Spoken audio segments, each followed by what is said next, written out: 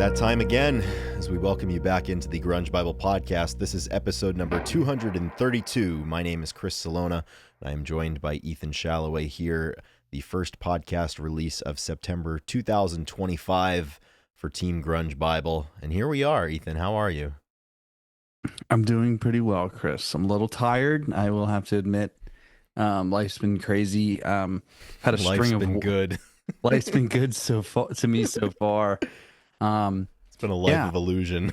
The life of illusion. There's definitely a lot going on. Fall is like, people love to plan stuff for the fall. We got the football season starting, so all the fantasy drafts were scheduled and they're being drafted. But there's also like a lot of birthdays in my life. I know in your life too. I mean, We're recording this on the 31st, and it's my brother Quinn's 33rd birthday.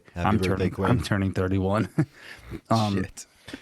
And there's like birthdays in September. Obviously, there's I just had a wedding in Nashville for a college buddy, so I drove down. I drove did the classic 12 hours right to seeing everybody. But it was a pretty luckily when I got there, we pretty much went to bed. It was great.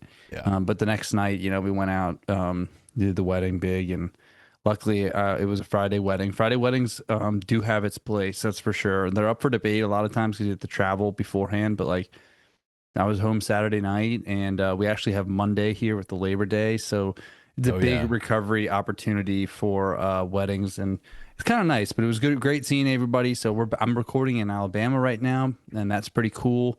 And I mean, I'm doing good. I'm just a little tired, but in the words of my old coach, Toby Stevenson, he's doing exactly what he should be doing right now. He's doing exactly what he's supposed to be doing. That's being tired and traveling and seeing people. Because, I don't know, I'm single and can do that. I can travel. Absolutely. 100%, man. I have to say, this episode is coming out on Labor Day, and this Labor Day Monday holiday is needed perhaps more than any holiday has been needed in recent memory. I'm definitely looking forward to taking it easy tomorrow, the day the podcast comes out, for sure. It's gonna be nice, but I haven't been quite as busy as you, but still, it's a lot going on. This is always a hectic time of year because time comes now where it's you got to start locking in your plans for the rest of the year, which is a very daunting thing to do. And if weekends are filling up fast, that's what I'm saying. They're filling up way too fast, and when I get overwhelmed by it, I just decide to not do anything about it, and that obviously just leaves me with more to do later, which is problematic. But gotta do what you gotta do. Yeah, absolutely. So right now we have our normal intro beginning. We're doing the how we're doing, and we'll talk about this day in music briefly, but you're going to get a second dose of that, and we're going to go in the time machine 4 years ago. So for this episode, we want to back into the time machine. We're stepping back in the time machine. We re-release about one episode a year. I think we've done only two, but it seems like around this time, usually we get one per year, and we're calling it in. We like to give a fresh update, but there is an old update from back when we did this, and we actually. I mean, it was, pretty minor, but me and Chris were talking, and a lot has changed in 4 years when we did this. And we thought it would be really cool to, it's our 10th episode. It's about the album 10, and it's really early in our podcasting days, obviously. Way early. We were babies in the podcasting world. We both were in different apartments. We were releasing on Fridays. We had snowball microphones, which sound really good if you ask me. I'd say. But not as good as these guys. Impossible. And we it was a total different time and place recording, so it's pretty fun to listen. Our intro is different, the old intro, which is still sick. We really like that. Drew produced that as well. So it's cool. It's cool to I feel like we're showing our, it's like going on YouTube and looking up, some old highlights and stuff. Absolutely. And I remember this episode. So we released this 30 for 30. Yeah. What if I told you? Yeah. What if I told you? The two mid-20 somethings with microphones would create magic. I do remember this. So this episode that we're re-releasing today came out on May 21st, 2021. And Ethan, as you said, it was our 10th episode. And back then, we hadn't really developed, I'd say, the episode release cadence where Whereas like whenever we do album reviews now, it's always coinciding with the album anniversary. But back then, I don't know if we knew that we would still be doing it, 222 weeks later or however long it is in the future. So, the 10th episode, we didn't know how many episodes we'd get to, so we had to hammer 10. And I do remember this was like the first episode that we did where I think we closed down the episode and we were like, I think that went pretty well. Like I felt like we were kind of hitting our stride with this one.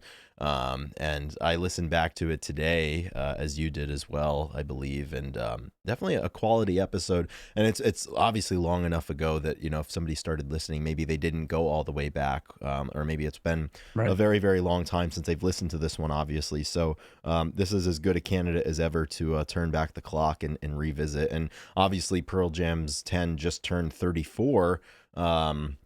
Here a couple of weeks ago now on August 27th, I think it was, so, or a week ago, I suppose. So it's pretty good. We were talking about it in the episode that we're gonna play back here. It was about to turn 30, so the passage of time continues, man. And even in our lives, as you were saying, such a different time. This came out on the 21st, and on the 22nd, I ran a marathon, my first ever marathon with Eddie Vedder, got me through my second divorce. And you had, which it was a PR at the time at the Tucson Elite Meet. You went over 77 for the first time in the Jav, I believe. Yeah, which is like one of my favorite meets and track memories. It was kind of like, arriving to the professional scene. So it was a big weekend for all of us, and the podcast was budding, if you will. Yeah. I listened back. I definitely, I don't know if I was a little frightened having to talk about 10, but I stumbled over my words a little bit, and it was a loss of words a few times, but it's okay. You're just floored by the artistic greatness of 10. It wasn't a user error. You were just stunned into silence by how good of a record it was then and still is now. Yeah. We went through each song, so it'll be good. For everybody to listen. So we're excited to do that, but we would definitely like getting on and giving an up-to-date kind of intro each time, because things are always changing and whatnot. Yeah, absolutely. So you had the wedding, you had a pretty busy week. I had a pretty busy week that just completed, and for the first time in Grunge Bible podcast history, I sit here speaking to you as a softball champion. We won the championship this year after having lost in the final round in 2023 and in 2024. So our backs were up against it. We had a lot of pressure on us from all of the years of failings, and we didn't make it easy on ourselves. We had gone undefeated this year, save for one forfeit, but nobody had taken the field and beaten us. And the championship series, it was a best of 3 on Thursday night, August, whatever that was, 20, I don't know, who the hell cares, whatever. But we took to the field. We lost game 1, man. I know. Yeah, we got clobbered in game 1. But then we turned the tide in game 2 and we trounced them 34-8. So we're feeling really good going into the decisive winner-take-all game 3. And it was a back and forth battle.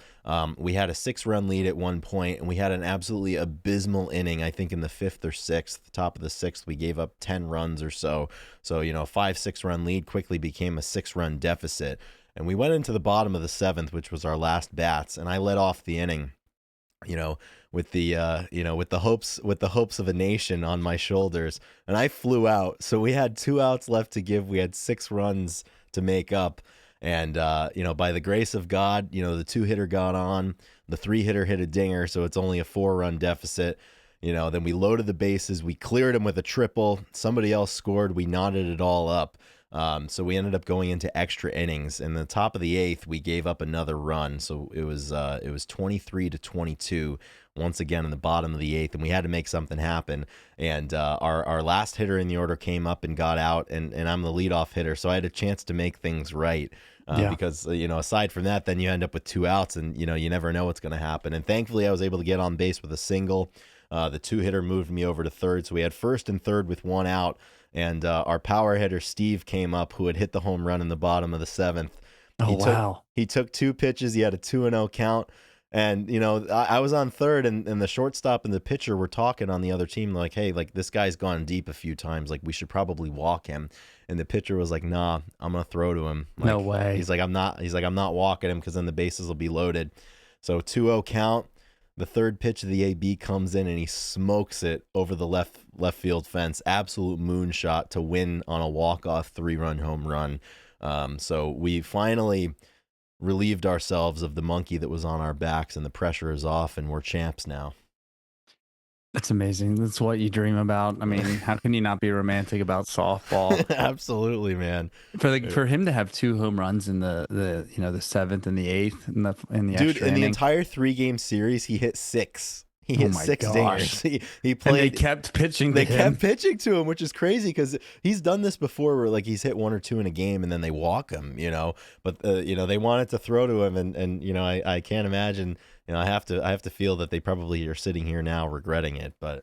That's the heart of a champion right there. Yeah, I was gonna say they wanted to go. There's something out. honorable about absolutely honor. Like if we're definitely gonna win, honor. Yeah, you want to go against your best against best, but yep. And we prevailed, man. But that's what we said after we lost game 1. We're like, no one is going to beat us 2 times in one night, and sure enough, they didn't. That's amazing, dude. That's amazing. You're a champion. I'm glad that it sounds like, I mean, you guys are just pouring in the runs, 24 run game and 34 run game. Oh yeah. Some serious once the bats got rolling, and I'm glad that you survived the marathon. That's a lot of softball in one night. It was a lot of, and the thing is, like, there's a lot of people who are a little bit older than us playing. So by hour 4, it's like who's getting cramps, who like pulled their hamstring trying to run for a fly ball. It was a lot of walking wounded out on the field, but that's what happens. The great moments when everybody's tired. Fatigue is the great equalizer, Ethan, as I know and the playing field definitely leveled late in that 3rd game, but we ultimately prevailed, as I hoped we would, and as I knew we would. Yeah, never a doubt. Never a doubt. You know what they say? My uncle says this. Or it's a Shalloway term. I may be wrong, I may be right, but I'm never in doubt. Oh, absolutely, man. Dude, that's the way it goes. Sometimes I'm right, sometimes I'm wrong. Never in doubt. It feels pretty good sitting here as a champ, and looking forward to getting back out there and defending the crown next year. Yeah, you got an off season to enjoy though. That's it. I got some stuff. Kick your feet up. Yeah, that's the thing. I'm gonna rest for a little bit, but then I gotta get back in and start refining some things with my game. And I had the best year I'd ever had at the dish this year, but there's still some things I need to work on. I think I can hone that power stroke a little bit better. I had some inklings of it this year, so hopefully next year I'm even better. That's what make champions. Exactly. You never satisfied. Yeah, how many home runs did you have this year? I only hit 1 out of the park, but only one. Yeah, only one. I think I had like 4 or 5 other ones that were inside the park, but you just hit it to the fence and you just run. Yeah, force them to make the play. That's right. Yeah, and they can't. No, they never can. I think when this episode came out, I think we had 4 people at the top level of Patreon, which is.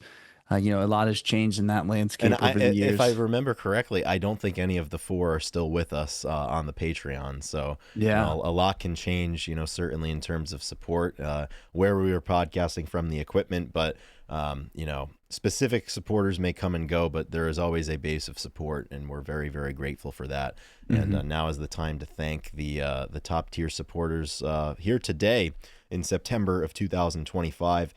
And we would like to start way up at the top, as we typically do, with Abraham and Frank leading the way, followed by the Cracker Man, and the rest of the top tier supporters on the Grunge Bubble Patreon are A Bit Dusty, Black Hole Sean, Doug Endy, the aforementioned Eddie Vedder Got Me Through My Second Divorce, Heidi in Chains, Gochu John, Carlene Salona, Jamie Lynn, King Buzzo Stole My Hair, The Michael Dooley Project, Nikki Six, Looking California, Feeling Minnesota, Russell, Seattle 4 Fanboy from New Jersey, Sherry Matthews, Ultra Mega OK, and What the Fuck is Up Denny's. So that's the crew that we're rolling with today, and we're very, very grateful for that. And if you're interested in joining the Patreon, just navigate yourself over to the show notes.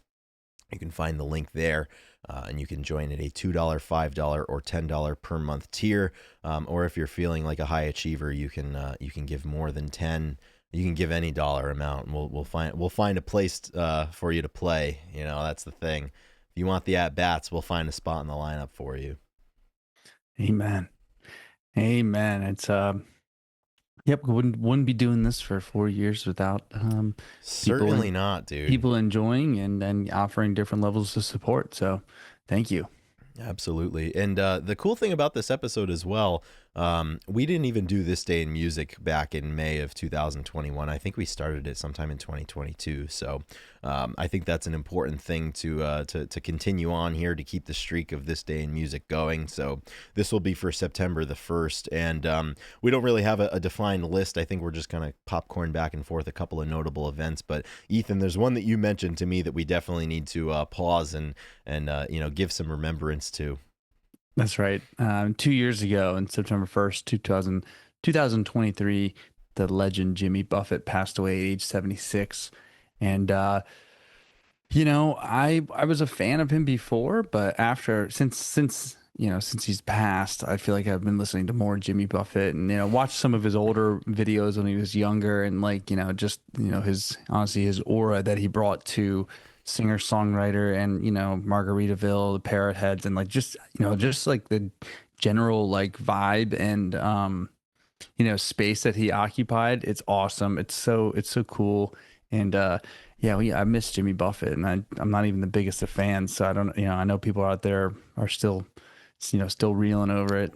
What do you think the crossover is between Grunge Bible podcast listeners and Parrot Heads? You think there's some people that find themselves in both camps? Like, I think so. What does this Venn diagram look like? I think there's a very small sliver of overlap in the middle. I don't know, man. I feel like, maybe Jimmy Buffett he transcended he was kind of grunge. He was kind of grunge. He transcended the groups, and he just was an icon, right?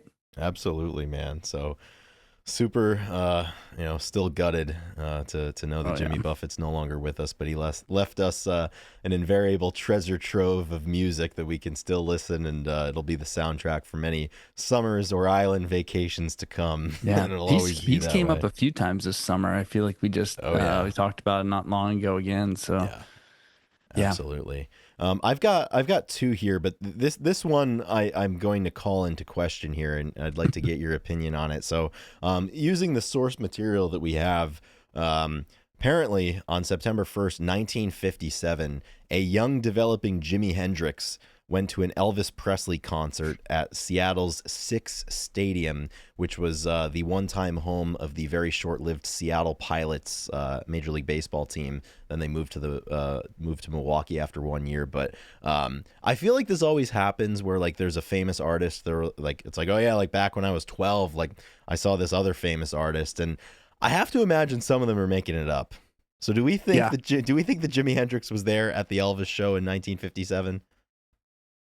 It's interesting because on this episode that we're going to release, you talked about some of the old stories that go around recording of 10, and one of them was lore. like, the unpaid parking ticket, or they didn't pay for parking, and they got their car. Yeah, and Eddie Vedder got locked out, and then he made Oceans up off the on the fly, like with his ear up against the door. And he said, did this actually happen? It's like, as time moves on, the stories get bigger. So I don't know. Well, I mean, it would make sense that, Elvis is, I guess, the reason that Jimi Hendrix is who he is.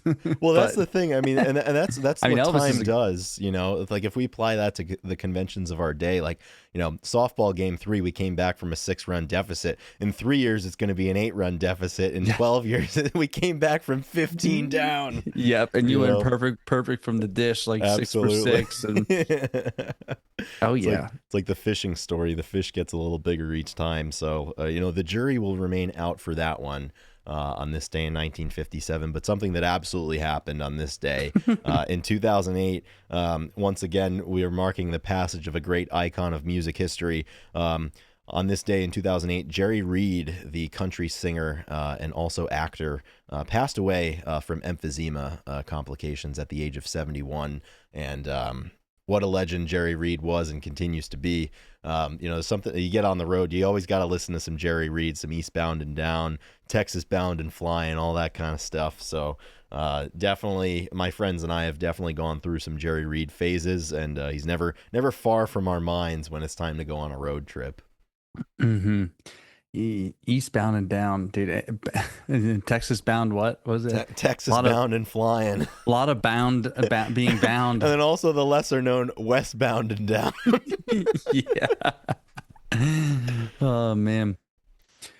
Dude, he was the Oh man. yeah, I haven't listened to a ton of him. I'm not the biggest You might country. you I might do. have to. I don't know. I know. Might not be the Um, worst idea, man. and we probably at this point I don't think we were doing songs of the week either. I don't know that we were either.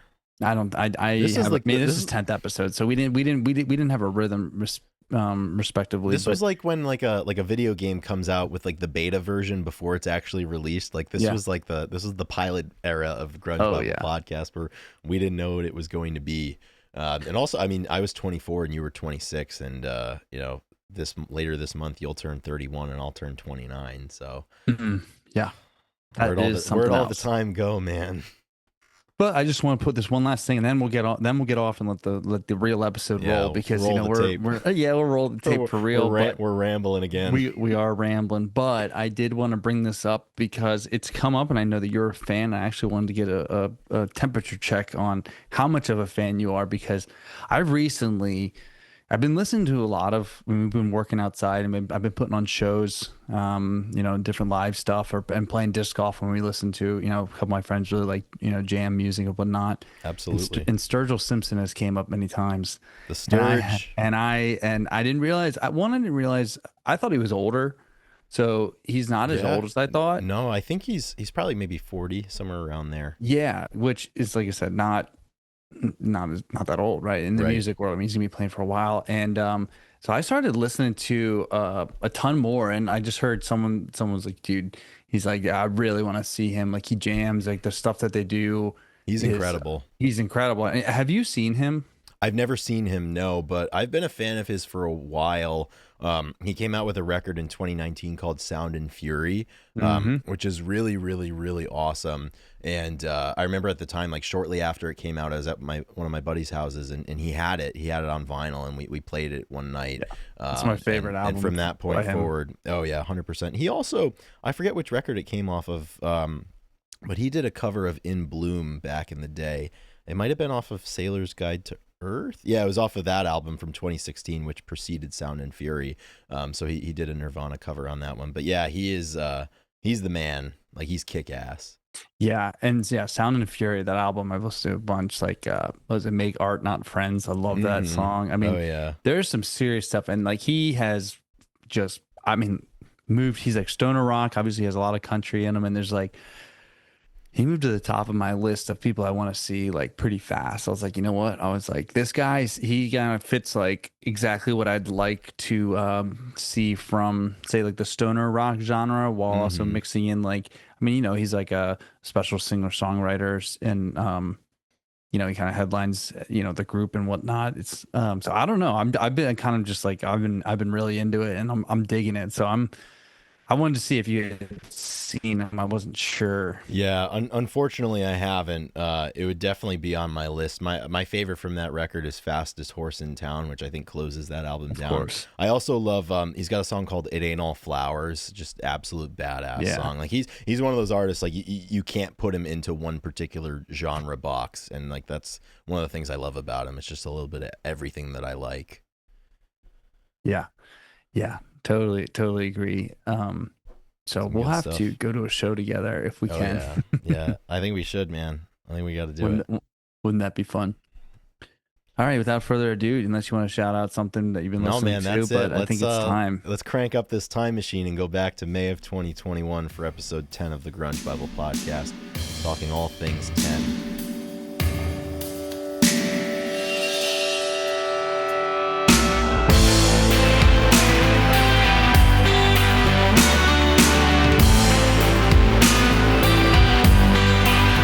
Welcome back to another episode of the Grunge Bible podcast. This is episode 10.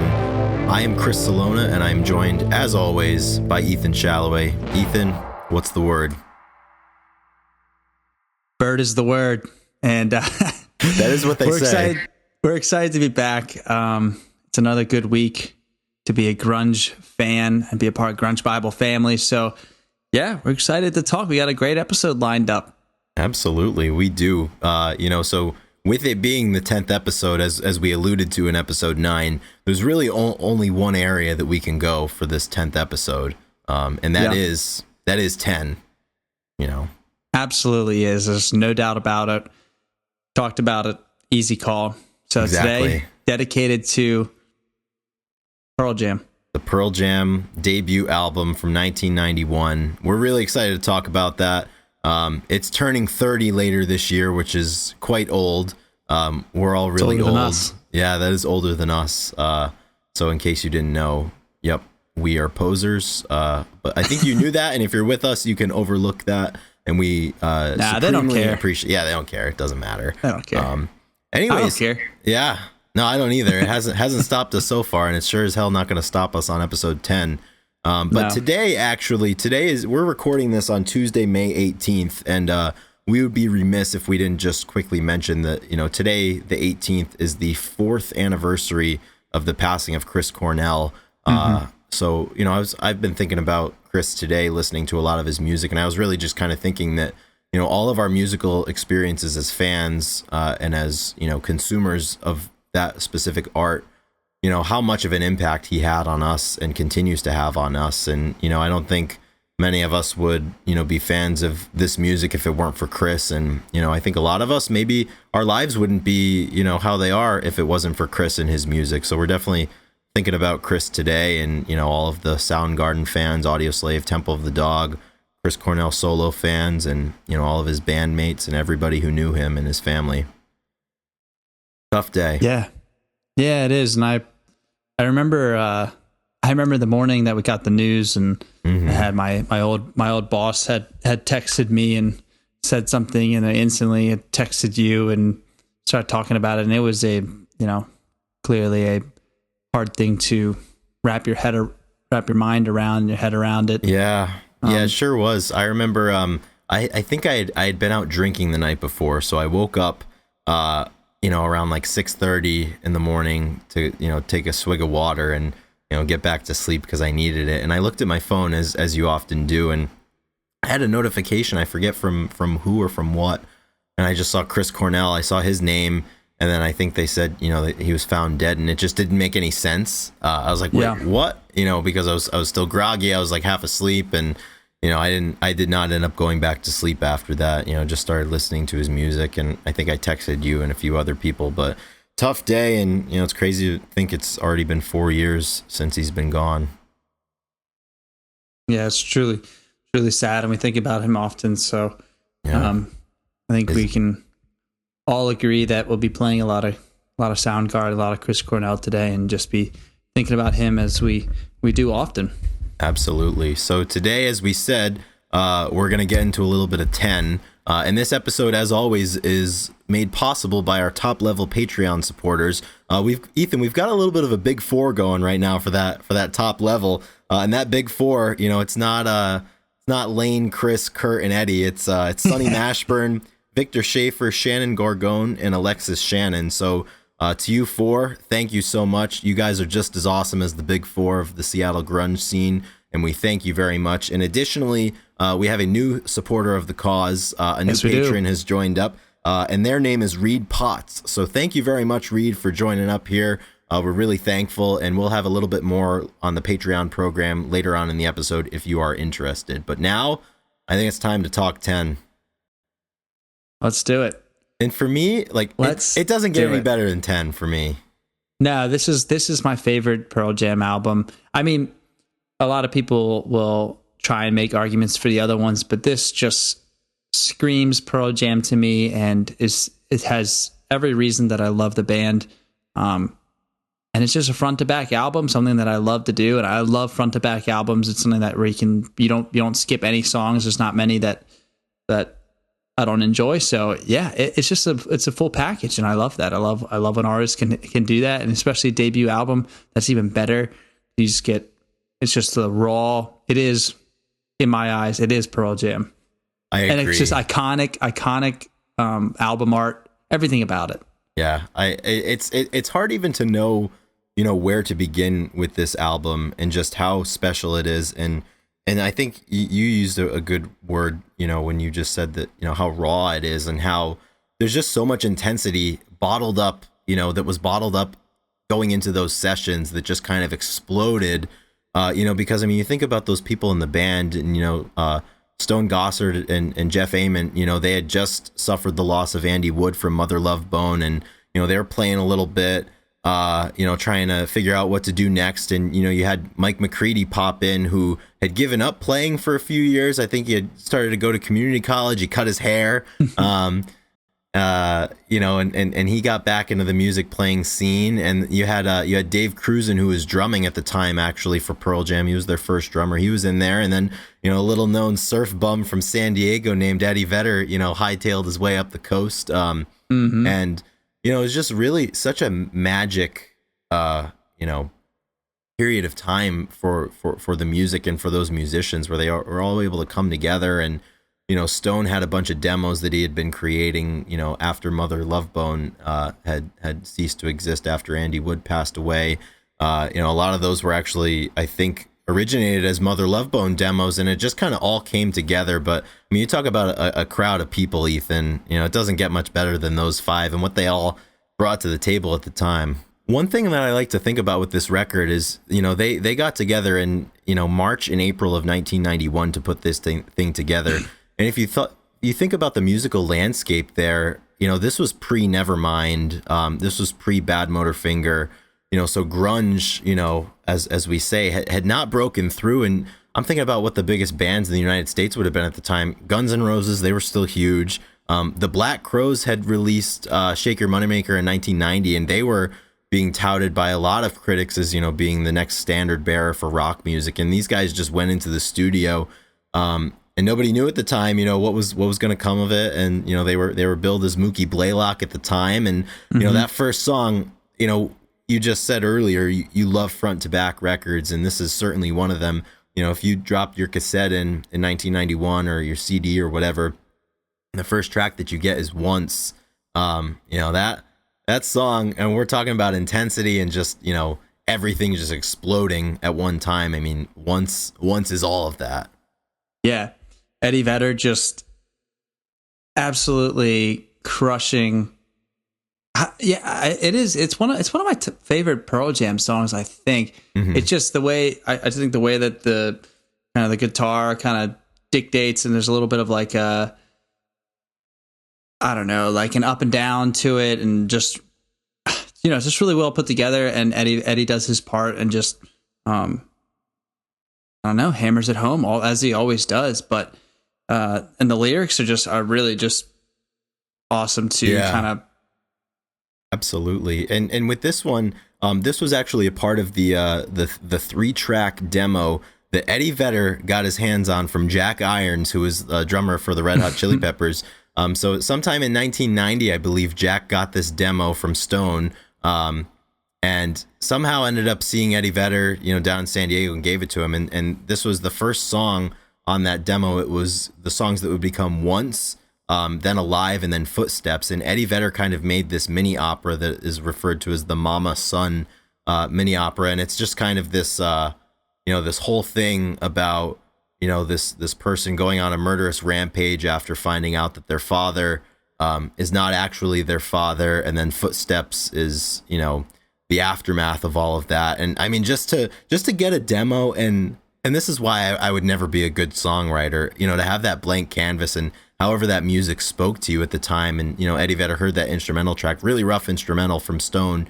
And, to result with a song like this and just that intensity is really, really impressive. But yeah, I like what you said, just kind of like it builds and then it falls down a little bit. And then like the guitar comes back and then the drums come in and that end of the song right after he says, he's like, you think I got my eyes closed, but I'm looking at you the whole fucking time.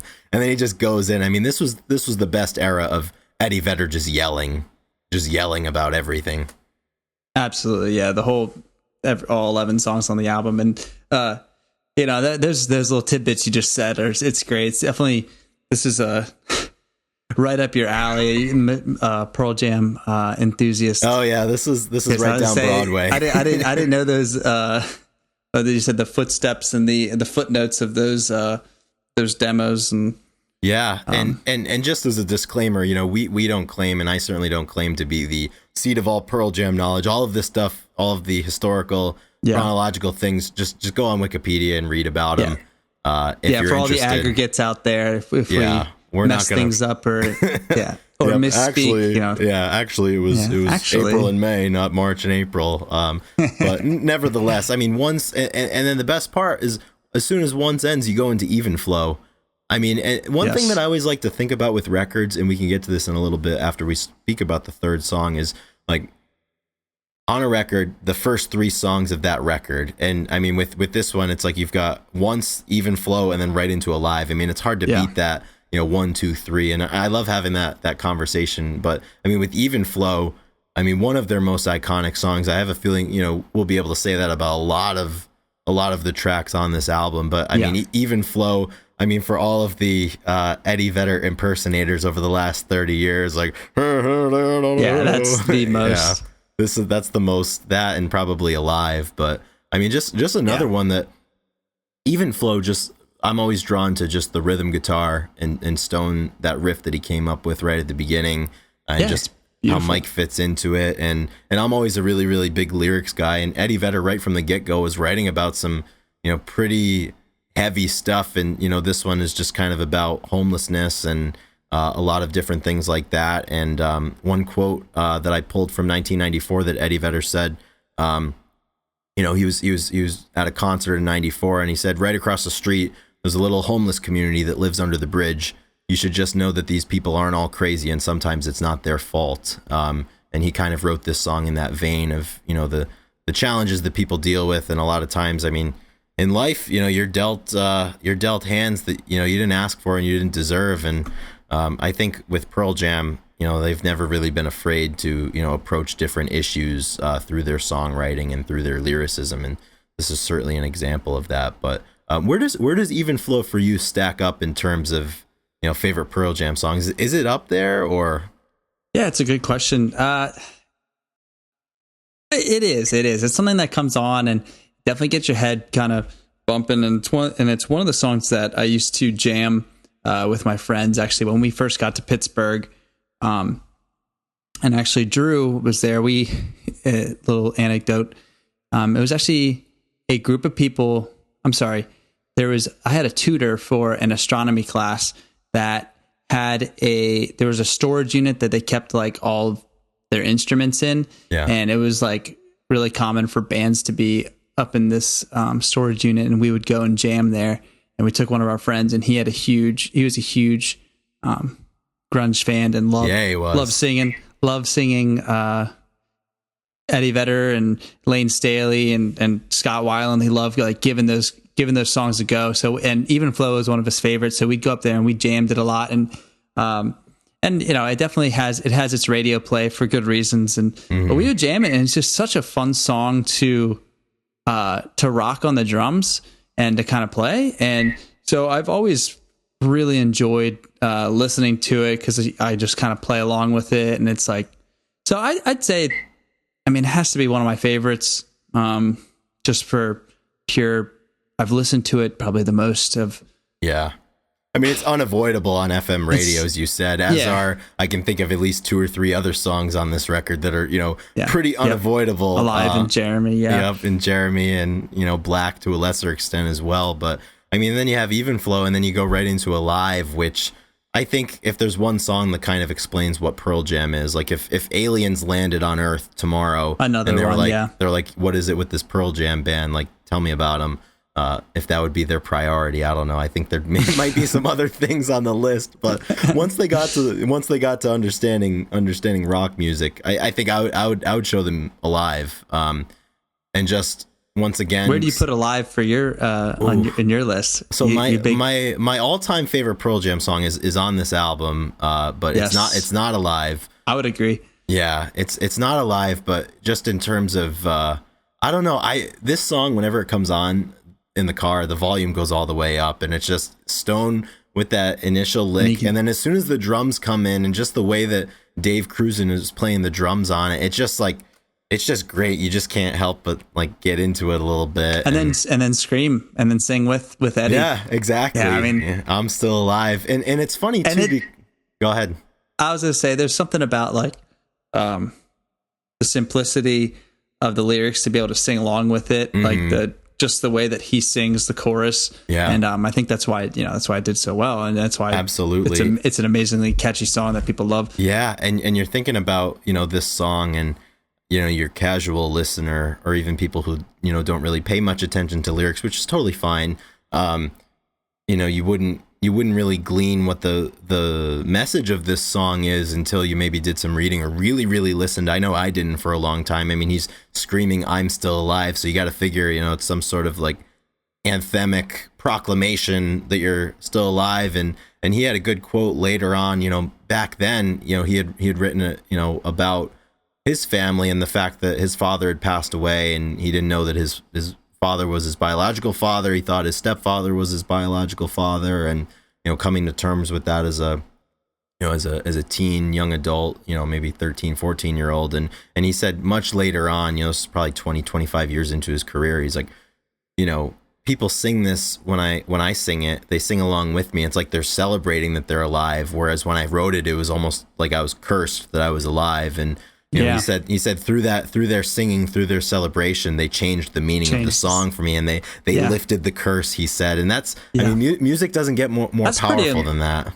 Yeah, that's really, I remember first talking to you about this, and you had told me about it, and I was like, I had no idea, because like you said, just a casual listener, and you kind of make your own interpretations as a as a listener versus the writer. So absolutely. Yeah, and this that's song, a great anecdote. Yeah, and this song is probably the best one that you can hear at a Pearl Jam show, because they always play it towards the end, and as they're playing it, they put the house lights on, and everybody is just going ape shit, just screaming at the top of their lungs, "I'm still alive!" Like, it doesn't matter if you know or don't know the people next to you. You got your arms around them. You're just belting it out. And I know we've had a couple of really good experiences at Pearl Jam shows with the people next to us, with this song, and it's just a party. And like Ed said, it's a celebration, of sorts nowadays, and it's really, really powerful song. One that I think this song is unbreakable for me. You know how it gets some songs can get a lot of airplay, and then they just don't do it for you after a while. I don't think this one could be broken for me, but I don't know. Yeah, it comes on, and you're just like, here we go. Turn it up and let it go. Absolutely. It's let Eddie Vedder take the wheel. So good. And this was the first single off of the album, and this predated the album release. The single was released in July of 91. I don't think the album came out till late August of 91. So this was Pearl Jam's first official release, I guess, at that point. But moving on the record, we've got next Alive. one Goes right into Why Go. And Ethan, why go home? Why go home? And we love this one. We love saying that after a long night together. I remember, and after the Pearl Jam concerts, we'd look at each other and like, why go? Like, what are we doing now? It's like, why go home? And there's no reason. We had to keep the party going. But do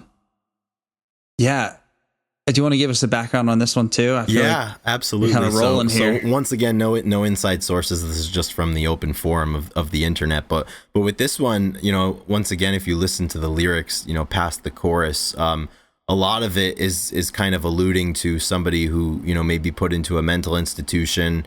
And in 1991, Eddie spoke about this song, and he said, people who don't really pay a lot of attention to their kids and don't really know how to deal with them just end up putting their kids in hospitals. And if you listen to the lyrics, particularly, I think the first two verses of this song, you can kind of hear, just different parts about that.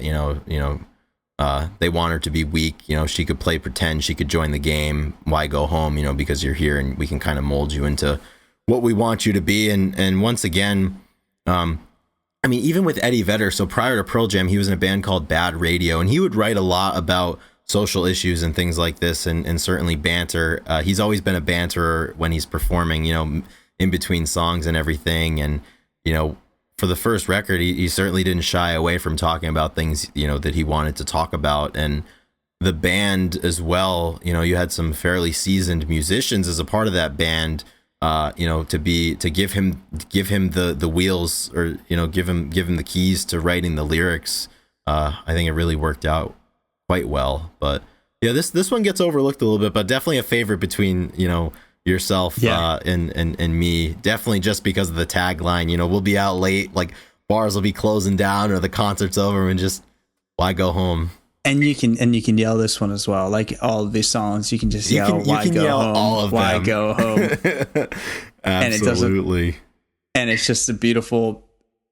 I love that. I love because I also love the idea of connecting with like kind of traveling and when you're kind of moving, because we moved across the country, the two of us, for different reasons, and obviously home has a very specific place. But I love the idea of going out and adventuring, and where's the next place to go? Yeah. And it's like I don't want to go home yet. I just want to keep traveling. Why go there home? yet? There's always more experiences to get, and obviously, you know, I don't think Ed wrote it about it like that, but that's the best part about music, is because we can hear it and be like, hey, this applies to our lives in this way. And I know we've done that with most of these songs, and especially with this one. Like I remember a couple of instances I'd be at an airport or something, like flying home, and I'd text you, or I'd be listening to the song and be like, why go home? Like, let me get another flight somewhere else and see what else is going on. I mean, so with the record so far, I mean, you've got song after song after song of just absolute intensity and destruction, and then things kind of slow down a little bit with this next track, Black, which I think is one of your favorite Pearl Jam songs, right? Yeah, this is my favorite live. Well, I guess there's one other song, but this, as far as like a live performance, what I enjoy watching, whether it be on YouTube or when we've been to the shows, whenever this one comes on, I always feel like I get affected the most, and I'm just able to connect with just the atmosphere that the song and the way that it kind of that the guys set it up. I think there's a great build. It's just a beautiful, when we were in Fenway and they turned off all the lights and they brought it down for Bronson. Bronson Arroyo, ex-baseball pitcher, out. played on this one. Yeah, and I think with the live performance of this one, the first thing I think about is Mike McCready and the solo that he turns in on this one. I mean, his live solos for this are so much better than his studio solo, just because you get that emotion when you're in there. And I mean, oh my gosh, it's and even the unplugged performance of this is probably my favorite of their unplugged set, and just the way that the emotion is there, and once again, I'm always drawn to the lyrics, and with this one, I know someday you'll have a beautiful life, I know you'll be the star in somebody else's sky, but why can't it be mine? I mean, that is depressing as hell. That hurts, and it ties in, but it's so poetic. It's so absolutely poetic. And it ties in perfectly with another quote, and this is from the Pearl Jam 20 documentary. Ed was talking about this song, and it's just this one just sears, man, and he was talking about it, and he said, the song is about letting go, and it's very rare for a relationship to withstand the earth's gravitational pull and where it's going to take people and where they're going to grow. I've heard it said before that you really can't have a true love unless it was a love unrequited. And it's a harsh one, because then your truest one is the one that you can't have forever. And like, that's the kind of quote, and this is the kind of song that if you're hurting, if you're in your feels, you got to stay away from this one, because this one puts the nail in the coffin, man. Yeah. Especially you can't put on a lyrics video on YouTube and expect not to. And this is one, like, if you go on YouTube with this one, you just see people spilling their feelings in the comments, it's unbelievable how 5.5 minutes of music with some singing over top of it can emit that strong of an emotion. And in my opinion, it's not even the most emotional track on the record, which is unbelievable. But this one, Epic Records, who they were signed to at the time, they wanted to put it out as a single, and Ed was like, no way, man. He's like, this is too personal, and it would just lose its meaning if it just got played to death over the radio. Of course, it didn't really stop them as in the years that followed. This one gets played a lot. The local rock radio station that I have does something on Tuesday called Double Shot Tuesday, where they just every rock station you have to. I don't know why I'm putting the qualifier that it's mine. Yeah, exactly. And so they'll play 2 songs and if from they every don't, artist. they're not a real classic rock station. Double Shot Tuesday, baby. They don't get it. And it seems like my radio station, they always play Black as a part of the Pearl Jam Double Shot. Yeah. With usually, Alive or with the it's like Alive into Black or something to bring you down. But man, this is I think they played this at the first Pearl Jam show that we saw, which was in Fenway in 2016. I don't believe they played it at the second one. But this next one, we have not seen them play this one live, I don't think. Jeremy. Yeah, I think that's one of the ones that have been excluded. I was going to ask you which out of the 11 songs have we seen live? Probably around the. I think we've seen a lot of them, because some of them they're just hits. You know, we've seen Even Flow, we've seen Alive, we've seen Why Go, we've seen Black, and then moving on, Porch. They play at every show. I think we saw Garden Release at Wrigley. We didn't see Deep, and we saw Release. So we've seen most of them, and that's kind of because at this point, Pearl Jam, they do make a really good effort to play a lot of the more popular songs. But I mean, their catalog is so big, I don't even know how they would begin to decide, how Ed sits down and decides what to play and what not to play. That's something that's always been confusing but interesting. Well, and you've seen the set list. There's a lot of cross outs and there's a lot of add-ins, and that's awesome. You gotta love when bands do that, and bands are capable of doing that, to be able to hey, like Audible, we got to play Red Mosquito. Exactly. Yeah. They're so seasoned that all you got to do is you just turn to your bandmates, give them a nod, and, then you're off and running. But, the next song, Jeremy, was, if you think about it at the time, probably the song that broke Pearl Jam through in the biggest way, particularly with the music video. And that music video, the one that I believe they ended up winning some awards for, was the second iteration of the Jeremy music video. Chris Cafaro actually shot and directed the first music video for Jeremy, but I believe the record company wanted to go in a little bit of a different direction. But this song, once again, if you don't listen to the lyrics, you don't really know what it's about. And I know we've spoken about this, I think, on the podcast before, but certainly on the page. It's about the suicide of a teenager in high school in Texas, I think in 1991, named Jeremy Wade Dell at Richardson High School in Texas. And, this one is, just another one that's so heavy. And it's a really heavy topic to kind of think about, and one, also to write about, with Eddie. And I think it's a really tough spot, for, the family of this kid, after whatever he may have been struggling with. And, the world just kind of knows him as, the guy from the song, and, he was so much more than that. So I always go back and forth, and I don't know that I'm the biggest fan that this song, was written, just because of that. And I just think there's, some privacy that needed to be given, but also, you're left to your own devices as a songwriter. Yeah, I'm sure that Eddie, I don't know how much he anticipated it being right. Hold the weight and just how big of a Pearl Jam song is. It is arguably one of their biggest songs and most notable. So, I'm sure that he didn't. Yeah, and he has the famous expect it to be. Right, and he's got the famous quote about this one, saying that, the best revenge is to live on and prove yourself, and be stronger than the things that are keeping you down, which I think is really great advice. We love that but also, quote. It also risks, maybe not being the most understanding of the situations people may be in. But I definitely think, as time went on, as the song got bigger, I think he probably developed more of an understanding and, of what he was writing about. And at the 93 MTV Awards, they received an award for Jeremy. And he said, actually, like, if it weren't for music, he's like, I think it would have been me, in front of the classroom. So music is really what kept me alive. So it's kind of weird, how things might come full circle, and music is just that powerful that, it can be anchors for people. And I know a lot of listeners, a lot of people that we interact with on the page, and even us, music gets you through the hard times. And I'm glad, Pearl Jam has certainly been there for a lot of people, but this is another one, it's played all the time on the radio, and it just in terms of the construction of the song, the fact that these guys got together, didn't really all know one another for that long, with Ed coming in and Mike joining, what was really, Stone and Jeff as the elder statesmen of the band. The fact that they were able to get into a room together, for a month and a half and come out with things like this is really impressive. Heck yeah. Yeah, I mean, this is, like I said, I guess there's a ton of them, highly touted songs, but just between the four that the three that we've talked about, between Alive, Even Flow, and this one, there's the most heavily radio played songs, and it came off the first album. So like you said, the instant chemistry between the guys, withstood the test of time. Yeah, for sure.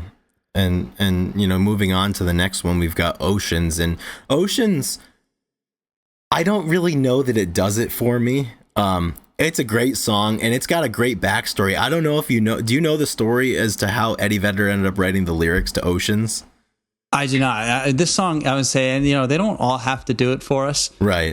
So it's okay that we have that. So I love to hear the people that say that this is their favorite song, and love to hear their takes. But exactly, and why I don't have a big a big background on this song. Yeah. Well, I think in terms of the construction of the song, this almost feels like it would make more sense on a record like No Code or Vitalogy, as opposed to 10, just because it feels a little bit experimental and it's a little bit more airy, than everything else that's on the record. But I think in a way it's brilliant to include something like this on the record, just because, you're just driving for so long, and then this one kind of, lets you down a little bit. But the story behind this, and, of course, at this point, nobody knows if it's, if it's lore or if it's actual, settled history. But as the legend goes, according to the powers that be, they were in the studio recording, and Eddie Vedder had to go outside to move his car or to maybe put some change into the parking meter.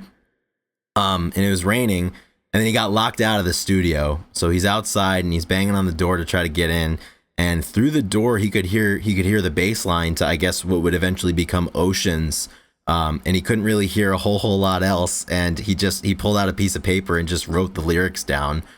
So once again, that's what the story goes for this song. But I mean, you think about how inspired of a time was, where even things like that, like you get locked out of the studio and you end up writing a song because you can hear the bass line coming through. I mean, those. Do you believe that? Do you believe the story? I don't know. I really don't know. Because one, it's been so long ago, and two, I mean, if I was in that situation, I would totally embellish. I would totally come up with these wild stories about how I wrote this record. I mean, it'd be awesome, Revisionist history. You can go back and be like, oh yeah, this is the time that I got locked out of the studio. You can say whatever you want. I didn't have any change in the parking meter. So who knows if it's actually true? And I'd love it for it to be true, because that's pretty awesome. But this another one. The lyrics are just really, really incredible. And for me, like I said, it's kind of like a throwaway one for the album for me. But still, you don't skip it. You just can't skip it. And this next one is completely unskippable. You never skip Porch. No, you can't. This one skip Porch. This one has a great set of lyrics again, and something that that we talked about that you almost had permanently put onto your body. Yeah, it was almost my first tattoo. I almost got Porch. And I think for me, was it just? Yeah, I guess it was just the word. I was going porch. to just get the word porch because why? Well, porch? I thought maybe for a second you took the "Hear My Name, Take a Good Look" and you were going to get that. That's why I love the song is that lyric of like, "Hear my name, take a good look. This could be the day," because I mean, we talk about that a lot. We talk about that a lot in athletics and training and everything, and we go into competition in college. And, we'd always text back and forth, and, we're competing at the same times of the year. And I'd always be like, hey, like, hear my name, like, take a good look. Like this could be the day that I, that I achieve everything that I've been working for. And that song kind of took on that meaning for me is, I ended up, I wrote porch like on my shoes. For competition and everything. And, it doesn't mean anything to anybody else, but, I'd see the word porch or I'd listen to the song and be like, all right, like, why not me? Why not today? Why not now? And I can't imagine, I don't think Eddie Vedder was writing it about that. But that, once again, another great example of, we heard that song and yeah, it was almost my first tattoo. I was almost going to get the word porch tattooed, and who knows, maybe I still will. I don't know. I've been itching to get another one. So who knows, maybe we'll turn back the clock. But this one, I think for the last, several years, they've played this pretty much at every single show. I think it's before their first little break. So we've seen it twice, but I mean, it's nothing like it was in the 90s. I mean, if I had a time machine, if I could see one song, I mean, I definitely, think about choosing this one at like a Pink Pop or something, or maybe Drop in the Park in Seattle in the early 90s, just to watch Eddie Vedder climb the rafters. Yeah. Yeah, this is a beautiful song live. And yeah, I've definitely seeing it back then, seeing his craziness, or seeing the unplugged version and them, it would have been spectacular. But I'm glad we got to see it when we did and see it. Yeah, and I just wonder 3 years ago now, if you could place yourself in the position of one of the other band members in the early 90s and maybe the first time, or it doesn't even matter if it was the first time, and you're drumming, during the bridge, and Mike and Stone are going back and forth trading licks or whatever, and you look up like to your right and you just see Eddie Vedder just monkey barring around like 35 feet above the stage. What? I can't imagine that was something that you could just look at and be like, oh, that's fine. Like he'll come down eventually. Like I would have been terrified every single time that something horrible was going to happen. When you frame it like that, to be sitting back there and to be trying to keep your groove, I don't know. It would be difficult. It'd be like, oh yeah, he's fine. Like he does this. Like, well, here's the thing. Like that's just Ed being Ed. Yeah, it's like, oh, it's fine. But like if Ed falls, like there's only two results. One of them is he's severely injured, and the other one is like he breaks his neck. There's like I don't know how you would get out of that. Like and then if we you don't slip have or you any fall. of the other. Yeah. Like what do you do like in the middle of a show? And I mean, Ed was in his like mid to late 20s, and I can certainly relate to wanting to just lay it on the line and be adventurous. And I mean, in terms of being a showman for music, I mean that was Ed's calling card at that time, and that made Porch such a can't miss song, have to play song just because of his acrobatics. But that would terrify me. I think it would also terrify me if I was in the pit or something.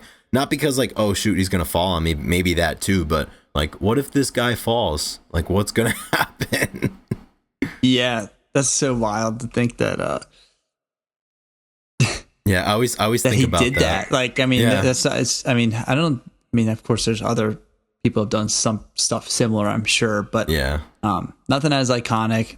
There's no better picture, no better Pearl Jam picture than him hanging on the rafters. And Yeah, and there's one really iconic picture. I think Lance Mercer took it exactly of that. It's from the back of the stage, and all you can see is like Eddie Vedder's back just in front of this massive crowd, and he's hanging on the rafters, God knows how high. But I mean, what a great song. It's one of those moments where the actions of the musicians on stage just kind of add to the lore of the song. But really, really a great one. And then the next song is Garden, the Garden of Stone. I'm a big fan of this one.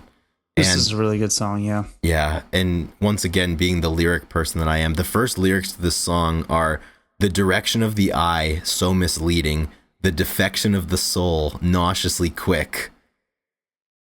I just want to know, like, who hurt this man?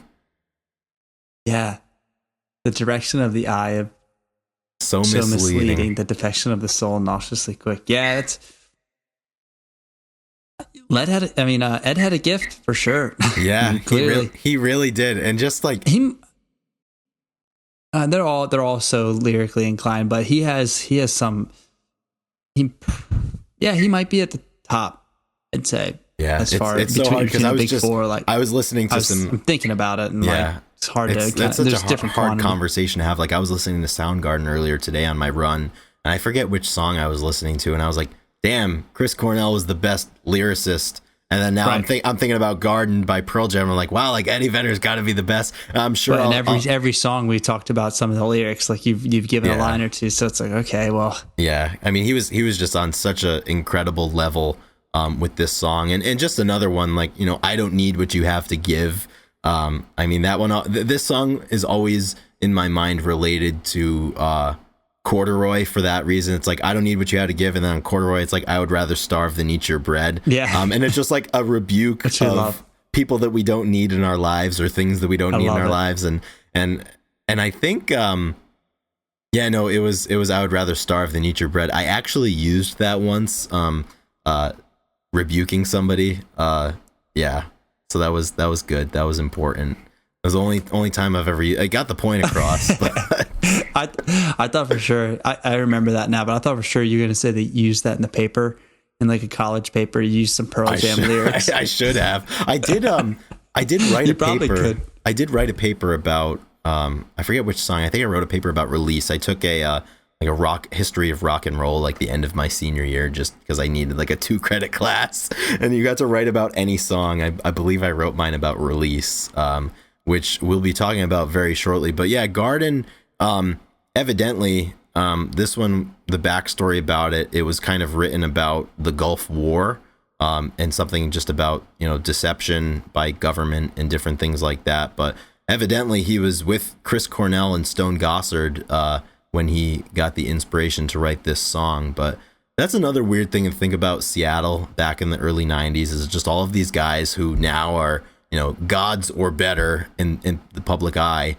We're just all hanging out, like shooting pool together, like having some beers and, just hanging out. Such a weird thing to think about. That is extremely weird. Like I don't know what the modern day equivalent of that would be, but yeah, it's because we didn't see them when they were that age at all. So I'm sure that maybe for somebody older, they can put, it's a little bit more realistic, I guess. Yeah. So we've got it's like we only know Eddie Vedder from the few shows, the stuff we've seen him live, or the stuff that's came out like in the past like 10 years, we're consciously fans of them. Yeah, like I probably didn't consciously become a fan of Pearl Jam until probably 20 years into their career, which is very strange to think about. And I think a lot of people on the page, there's a good amount of people who are our age. But oh yeah, we get that a lot. We get a lot of people saying I'm like, young and it's not like an amusement park ride where like you have to be so tall to ride. Like you don't have to be so old to enjoy the music. So I always hate when people are like, oh, like you don't know what you're talking about. I was like, no, I don't, but still it doesn't stop me from talking about it. So so screw it. It doesn't matter. We'll just you don't need to listen, you don't need to like it, but still gonna talk it. Absolutely. So let's talk about Deep. This is the second to last song. Yeah, second to last song on the album. And I don't really know the background to this song in terms of like what Eddie Vedder thought it was about or what other people thought it was about, but like most of them, I'm just drawn to Eddie Vedder just screaming like "in so deep, can't touch the bottom." This one is another one that I've kind of applied in my life at certain points. Really? There was this one time I was in a relationship, and I knew I was not long for the relationship. And I knew that I needed that feeling. I needed to do something to extricate myself from the situation. But it's so hard to do it. Realization. Exactly. It just dawned on me, and I was like, shoot, like I got to get out. And then I think like not far afterwards, I heard this song and Eddie Vedder just screaming "in too deep," and I was like, oh shit. I was like, I'm in too deep. I can't touch the bottom anymore. And once again, just like painting a picture. I don't know if he wrote it about addiction, if he wrote it about whatever, but it's certainly applicable. This is one that I definitely don't listen to enough, I think. Yeah, I probably only listen to this when I go front to back for the 10 album. Otherwise that would probably doesn't come up as much for me either. Yeah. Which is it's just one of those there's so many good songs, and songs get underplayed for no reason at all, just because there's so many of them. Yeah. And it's so hard to what like a song like Deep or Oceans or something, what it's up against on this album in terms of fighting for, affection and airplay. Like Deep's not going to beat out Alive, unfortunately. Yeah. But or what Black, are you going to do? Yeah, exactly. Yeah. But the last song on this album, in my opinion, is the granddaddy of them all. Yeah. And I love that it's last. Wait, is there a reason that there's 11 and not 10 songs on this album? I actually don't know. So 10, they named the album 10 after the jersey number of Mookie Blaylock, who was a basketball player who, in case you didn't know, Pearl Jam was originally called Mookie Blaylock until I think the record company put the kibosh on that. They're like, hey, like you can't name yourself after this basketball player. So they changed to Pearl Jam, and then instead they named their first album 10 after Mookie Blaylock. Yeah. But they missed a golden opportunity. But I don't know what song. I don't know what song they would have cut. If you could cut one song from this album. Well, it wouldn't been. It would have just been moved to the next album. So I mean, maybe the ones that we just Deep or Oceans could have fit on a different album, like you said. Yeah, maybe later on. Could have, yeah, but because you can't cut any, Yeah, and it's crazy too. Can't cut any of them really. No. So, but it's just, I always thought it was interesting that there's 11 and not just 10. And the crazy thing about this too is they left off of this album. They left off Yellow Ledbetter, State of Love and Trust, and Breath, which have all become, iconic fan favorites. So I just can't imagine, being able to, have to decide. It's like making that mixtape, man. Yeah, exactly. Like we talked about full circle. He got 10. That was Eddie Vedder. He's like, I got a mixtape I got to make for the whole world. Yep. And I have a very particular 10 songs, or 11 in this case, that I can put on. I only have an hour of music. And this is what he gave us for his first mixtape. Like, this is what I have to decide. I do know, I have read before that Yellow Ledbetter was it was a lot of Mike McCready's work, and he was kind of bummed that it was left off of the record. But I think it was included as the B-side to the Jeremy single in 1992. But and then State of Love and Trust ended up being released on the singles record. But then I don't think Breath ever got like a super proper release. I could be wrong, but yeah, I don't know. I'm glad Release made it on as opposed to any of those, because for me and for you too, Release is the pinnacle. One. This might be the most important song like ever for me.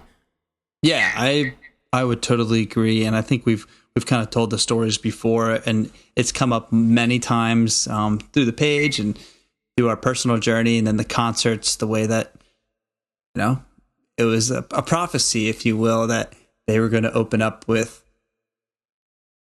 this song, and then and your Pearl Jamly would everybody would stand up together and get right into it, hands around each other, and be able to. And we had a great experience. So just like you said, our first Pearl Jam show that we attended was in 2016 at Fenway Park. It was the first of 2 shows they played there that year. And Release by that time had already been cemented as the most important Pearl Jam song for us, and it wasn't even close. Mm-hmm. And we knew that they usually only play it to open concerts. So we knew that we were going to find out pretty early if they were going to play it that day or not. And one of our friends at the time had told us, he's like, they're going to open with Release. And we're like, how do you know? Like, they open with so many different songs. Yeah. Like, you don't really know what's going to happen. Like, I think they had just opened with it at their previous concert, their previous stop on the tour. And, we were standing there, and we were so far in the back, so like we couldn't really even see the stage too much. And all of a sudden I think they played over the loudspeakers. They played a little bit of Baba O'Reilly. And then you heard Eddie Vedder saying, Eddie Vedder said, like, crank that shit or something, like, here we go. And then Baba O'Reilly stopped, and then Stone started playing Release, and that was unbelievable, Ethan. Like I kind of get chills just kind of thinking about it, because of how much that song meant to us, and still does, and just the fact that if they could only play one song that day, that was the one we wanted them to play. Yeah, and I think that. But the reason being, that song for so many people is a way to come to terms with change and loss and different things. And that's kind of how we, of course, connected with it when we were making a change in our lives and moving from schools and moving states and changing a trajectory in our early 20s. I mean, that was exactly that. And it sang the perfect song for us. It struck the right chord where we were able to, have something to kind of to scream and to let everything out and it was, it's also like an emotional release too, where you can yell freely and just emotionally kind of emotional vomit, as they say, just kind of just get it out. Absolutely. And just be like relieved with that. Yeah. And you make a really good point too, with what this song, means to a lot of people. 'Cause I know I've spoken with so many people who have directly mentioned this song as, being helpful with maybe getting over the loss of a parent. I know that's a big one. Or, getting over the fact that, they may have not had a great relationship with their parent or parents, and, just being able to kind of cope with that absence and just give yourself the power to, be released from whatever pain you might be having. And yeah, this one, yeah, I don't even really know how to explain it, but it is special to me for so many reasons. A lot of which we just kind of spoke about, but this one, This is the one for me. This is the song for me. Yeah, this is my favorite Pearl Jam song. Yeah. I mean, it's just for so many different reasons, but it's just a beautiful song. It's just, honestly, it's just so much fun. There's the crescendo and like I said, it's almost like you're venting in a musical way and just asking for a release. And it's just fun. It's just a great song. It's beautiful. It's always touching. Absolutely. And just the place in Eddie Vedder's mind and heart that it probably came from must have been so powerful and so personal too, because if you look back to the videos of him performing it in 1991, 1992, just the intensity that he sings it with. There's one video that I know it was, I think, like September of 92. He was playing in the Netherlands, and just the emotion that he sings that song with, man, is just out of this world. And obviously, it kind of touches upon some of the things that he spoke about in Alive about, not really maybe knowing his father until, after his father passed away. And, this song talks about a lot of that stuff. And I think, that may have been where it came from him. But, I'm certainly blessed, on a personal level that this song exists and that this album exists. I mean, I'm thinking about in the chronology of music history, first albums for bands, this is right up there with like Led Zeppelin 1 as being like a first album. It's like announcing your arrival to the music world, that this is a band, we exist, we have things to say, and here we are. Yeah, talk about putting your best foot forward. I know. And setting the bar high. Come on. Yeah, they really coming out of the gates hot and just saying like, we're here to stay, and they have. I mean, yeah, here we are. I think 11 studio albums later, and they're celebrating their 30th anniversary of their debut album here in a few months, and hopefully they'll be playing shows in 2022 that maybe we'll be able to see. And yeah, it's weird when a band has that type of staying power. They got together in their 20s, and here they are. I want to say some of them are really damn close to 60 now, 60 years old, which is wild. And it must be a weird feeling to still be playing the songs that you made. Yeah. And that's something I always think about. That's why they have 11 studio albums. Yeah, exactly. They keep playing, evolving. And that's something I never understand when people give the band shit about making albums that don't sound like 10. They already made an album that sounds like 10. It was called 10. Pearl Jam hasn't been good since 10. I know a lot of people say that. And in a way, maybe they haven't been as good since 10, but 10 exists. Go listen to it. Yeah. Like they can. Well, we talked about this. I love it's just like sports teams. Like you got the 96 Bulls, or you got the the Warriors recently, and and you can look back to specific dates with teams, and I just love 91 Pearl Jam, 91 92 Pearl Jam, 10 Pearl Jam was so good, and that's fine. That's great, that's awesome. But if you're a fan of the franchise in sports and whatnot, you're with them through the whole time, and you go with them, and you can like them in different times for different reasons, and you can't expect them to be right. Yeah. Like I will stick by Pearl Jam through the 10s and the Vitalogies, just as I'll stick by them through the Backspacers and the no codes of the world. I mean, you have to, like, thick and thin. That's the commitment that we need. You don't find it much anymore. But I'm just happy they're still making music. Yeah, I'm another thinking of another band, like Dirty Heads is one of those bands I was with from the beginning and loved them. And I remember when you're such a fan and they come up with an album that you're not super fond on, and people are like, yeah, this album is just not as good. And you're like, no, it's good. It's just as good. It's just different. And I love when you can argue, because you love a band so much, you can argue that, it's different. And even though you can that it's different, and that's fine. Right.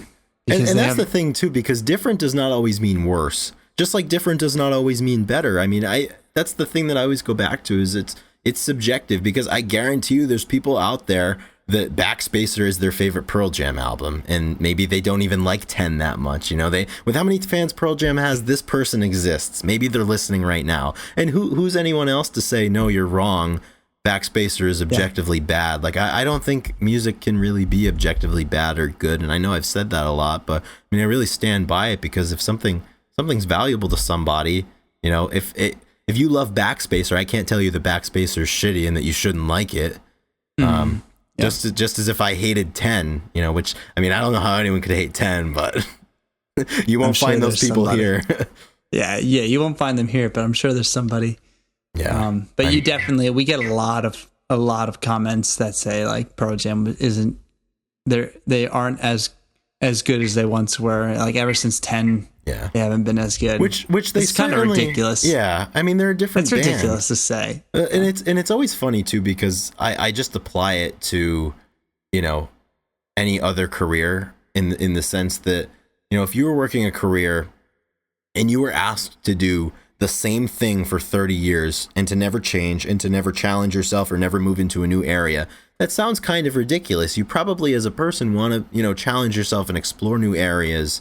And, you know, once a band is successful initially, like after 10 and Versus and Vitalogy, I mean, that 3-album run from 91 to 94, Pearl Jam could do whatever the hell they wanted, you know, but financially, musically, and they did, and they earned that right, you know. I mean, any artist should be able to freely move into the areas that they're stimulated in.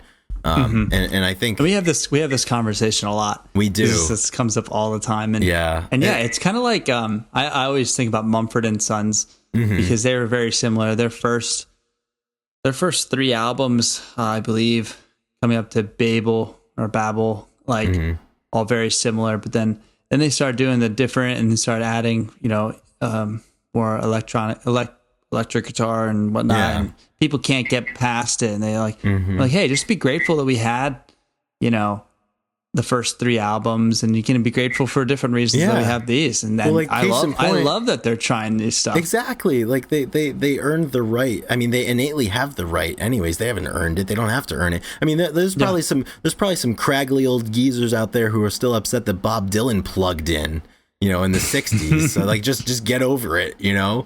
Get over the fact that, you know, Pearl Jam maybe wanted to try something different with an album like No Code, or, you know, might not want to sound the same way that they sound in their 20s. And surely you're not going to write about the same things in your 20s as you would in your 50s. You're a different person. But, you know, not to rant on too long. I just, you know, I can't see it their way. I can't see it once their way, that, you know, music is not subjective, you know. But I mean, unless 10 objectively is good, and if you don't like 10, I don't know. Yeah. My brother asked me a few questions just to extend this a little bit more. It's like music that is so widely popular. Is it good music? Can you objectively say that anything is good, or like sound in general? But that's a different podcast. I think the topic for another day. But yeah, it was great. I think I'd been looking forward to talking about this album, you know, on the podcast, a little bit more of a long form for a while. I'll say, if it wasn't clear, I mean, it's hard. Sometimes it's hard to keep up with you when you, because you have a very good history and understanding behind all of these. So it was nice to kind of hear you kind of talk about it and just kind of let you go. Because I mean, like I said, it's hard to keep up sometimes, because I have a different. I think I frame all this information differently in my head than you do. Certainly. And it's you know, that's what makes running this podcast fun, is because we're both very different. And I've talked to my brother and a few people, and like, we clearly have a different style, and like, this is like, you know, you knocked it out of the park. And it's great too, because it's like, you think about, there's probably some people that might be interested in, you know, learning the historical backstory, and there's other people that just want to hear about, you know, what the music sounds like, or, you know, what oddly enough, what our opinions are of it, or what we think about it. And, you know, I think, you know, we've been doing, you know, a little bit of that. So like we said before, you know, this is not the official chronology of Pearl Jam's debut album. Like, you can go find that somewhere else, and, you know, maybe you learn something, and maybe you, I think for me, the most important thing is maybe you feel inspired to go and learn some things, or to go and listen to some music, or think about it in a different way, and, you know, just gain a different perspective. I think that's what music is there for, you know, to be able to add value to your life, and maybe teach you some things along the way. Yeah. Perfect. Yeah, that's what it comes down to. But we appreciate everybody for riding along with us. We've got 10 podcasts now. That's why go home. Why go home? Why stop podcasting? We've been doing this for almost 20% of a whole year now, I think. If my math is correct, 10 weeks. I'm bad at math, so I probably fucked that up. But yeah, it's been a great journey so far, and we're really thankful for everybody that's been listening so far. I think prior to setting up this podcast to record, we've already passed 13,000 lifetime downloads of the show, which seems like a big number. The fact that there's 13,000 times people have wanted to listen to us, and even still, people have been outstanding about supporting us, giving us feedback, liking the podcast, subscribing to it, and also supporting us in different ways. So as we spoke about at the beginning of this podcast, our Patreon page is the most direct way that you can support us if you're interested. Any sort of monthly dues that you choose to give us go directly towards hosting the podcast, paying our producer Drew McFadden, running the website, and our equipment that we might need, and anything that will go into making this podcast better and more consistent for everybody. Additionally, we do have merchandise available. So all of these links, as always, are on grungebible.com if you're interested about learning more. But we're really, really thankful. We always say this, but it's true. It's really humbling that people want to support us in those ways, and it's really humbling that people are enjoying what we're doing. Yeah, and all we can do is continue to do our best, and every time that you guys drop a comment or drop some words of encouragement, it makes us want to do better each and every time. So, thank you for being alongside with us. If you want to, just subscribe and pre-download each week's podcast. That helps a lot. And be a part of the conversation. We love. We talked about 10 this week. Chime in, tell us which songs you like, which songs you don't like, and if you have any special circumstances or special moments with this music. I know a lot of us do, but I always love reading people's anecdotes about how songs affected them, and I've been doing it so far today with the anniversary of Chris Cornell's death, just kind of talking about how he's been inspiring to people. And that's really the one thing that's bringing us all together. It's the one reason why we have this podcast, is because this music is powerful, and it's impacted us in such a way. So we are really thankful for that, and we will always be moving forward. Awesome. Well, Chris, I think we have one last thing to do before we close this podcast out officially. I believe we do, and that is what songs of the week. The song of the week. And this is always something I don't really think about it until like 5 minutes before we start recording, and then I panic and I'm like, what is the song I've been listening to most this week? It has to be a good representation of my musical interests, and I panic a lot of times. But this week I actually think I have a solid one. Don't panic, I'm gonna calm down. Don't panic, it's okay. It's Rolling by Limp Bizkit. No, it's not. It should be though. It should be. I think we could have talked about Fred Durst more last week. That's one of the recommendations that I heard. Yeah, we might have to do an episode on Fred Durst, or campaign to bring him on. Yeah, that's good. We've already done an episode about all those guys, but maybe we'll do something like that. Something crazy. We can do whatever we want. But nevertheless, my song of the week is actually a new release. It's by an artist named Damien Jurado. So I've been a fan of Damien Jurado's for a while. He's from Seattle actually, and he's kind of a I guess I would categorize him as like a folky like singer-songwriter. But I didn't know that he was coming out with a new album until I found out on May 14th, I think, which was last Friday. So I found out just looking at the new releases, and he came out with an album called The Monster Who Hated Pennsylvania, and there's a song on there called Hiding Ghosts, which I've been listening to the album in its entirety. I think you a lot. posted that, correct? Yes, I believe I did. I shared that the album came out, but I mean he's a great songwriter. He's got such a unique voice, a unique songwriting voice, in both in terms of his vocal delivery. He's just really, really solid. And if you're into kind of like folky acoustic driven music, definitely check Damien Jurado out. I mean, he's been recording and releasing music for, I want to say 25 years, maybe since the mid 90s. So he's got a really, really big catalog, and there's a lot of good stuff in there. So I've been listening a lot. So lock in my song of the week as Hiding Ghosts by Damien Jurado off of the new album, The Monster Who Hated Pennsylvania. I love that. I need to look up why that's the album title. Who is this monster and why did they hate Pennsylvania? Because as a native Pennsylvanian, are you offended by that? Yeah, I'm a little offended. I don't understand. I think Pennsylvania is easily a top 5 state. I think it might be the best state. Clearly, yeah. I think Pennsylvania is top 5 state. Well, Absolutely. It's not as bad as Connecticut or New Jersey. So definitely not New Jersey. You get a lot of variety in Pennsylvania. I mean, because of how big the state is. Yep, I think it's big. Just another reference, probably. Well, we can do a state ranking next time, but I think Pennsylvania has just a wide variety of stuff to do, a lot of elevation, yada yada. That's something we got to do. Top 5 grungiest states. That's coming soon on the podcast. Minnesota, probably. Definitely not California. Oh my gosh, okay, that'll be good. Let's hear it. Yeah, this song I actually just heard recently. Another recommendation from my boss. He threw it on, and I put it up on Porch Radio's story just the other day. But the song is called Boot Height, and it's by the band Fences. Okay. So Boot Height, Fences. It came out in April this year, the beginning of April. Fairly new then. Yeah, and it's just really, really cool. It's got a sitar. I love sitars. It's got this really echoey kind of low sitar sound. So I'm not exactly sure that it's a sitar, but a nice string instrument maybe it's a hurdy-gurdy.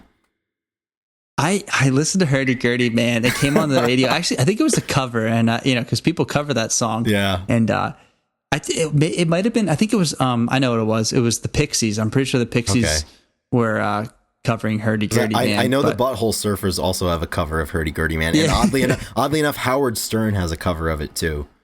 People cover that song. Yeah. It's a bigger song than. Maybe we can talk about the Hurdy Gurdy Band sometime too. But yeah, anyway, Boot Height by Fences. It's just a really fun song. It's just a really different sound. It's got that sitar that I'm talking about. So I posted it. I just added both these songs to our playlist again. So we have advance notice.